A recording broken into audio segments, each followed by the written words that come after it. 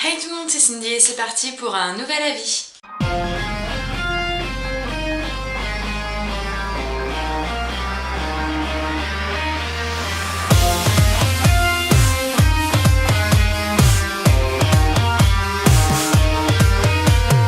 Cette semaine, vous avez dû voir la sortie cinéma du film Alice de l'autre côté du miroir. Ce film est sorti le 1er juin 2016. Il a été réalisé par James Bobin. On retrouvera dedans Mia Wasikowska et Johnny Depp et tout plein d'autres.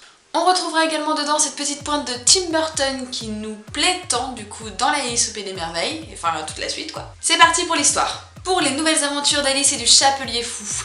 Elle replonge au Pays des Merveilles afin de sauver son ami le Chapelier Fou du Maître du Temps qui cependant n'est pas quelqu'un de facile à détourner.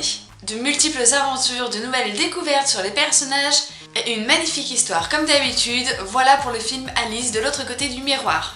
Donc on va partir sur mes avis plus positifs, négatifs, enfin c'est assez varié. J'ai pas été non plus exceptionnellement contente du film. Il est pas... Non, je m'attendais carrément mieux en fait. Bon, pour les points positifs, ça va être un film qui du coup va bien suivre le premier. On aura une suite assez cohérente de l'univers, des personnages, de l'histoire, de l'évolution d'Alice comme de l'évolution au niveau du Pays des Merveilles. On va avoir cette continuité qui est assez sympathique. Au niveau des images, y a pas à dire, hein, les images de synthèse sont juste spectaculaires. On va constamment voyager grâce à ces images, ce décor qui fait qu'on ne fait pas la différence entre les personnages réels et le monde qui les entoure. C'est vraiment super joli. Après, comme autre point positif, eh bien, il y a le casting, mais bon, le casting est exactement le même que dans le 1. On a juste du coup des personnages en plus, quelques-uns, mais ça fait la différence et ils sont bons, voilà, ils ont pas fait semblant. En autre point positif, j'ai beaucoup apprécié en fait l'histoire, même si je la trouve pas forcément aboutie, même si j'ai des défauts à donner, je trouve l'histoire du voyage dans le temps pour sauver un ami, mais qu'au final c'est pas possible parce que sinon ça crée un paradoxe et toute la clique, c'est vraiment super bien, voilà, j'ai adoré. Mais comme je vous l'ai dit, c'est pas forcément abouti et c'est pas forcément complet dans l'histoire.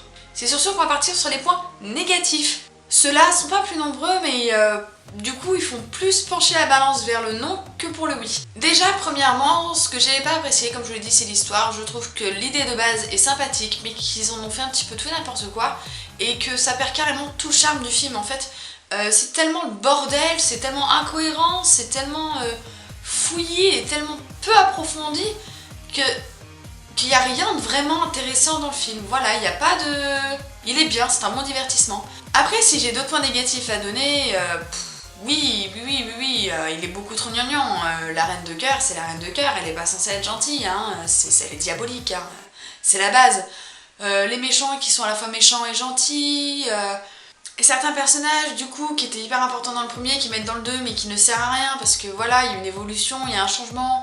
Beaucoup de personnages au final pour tourner autour de 4 personnages principaux, enfin 5 on va dire. On a Alice, on a le Chapelier, on a la Reine de Cœur, on va avoir le temps et à l'occasion voilà, on a la princesse Monira. Mais c'est tout.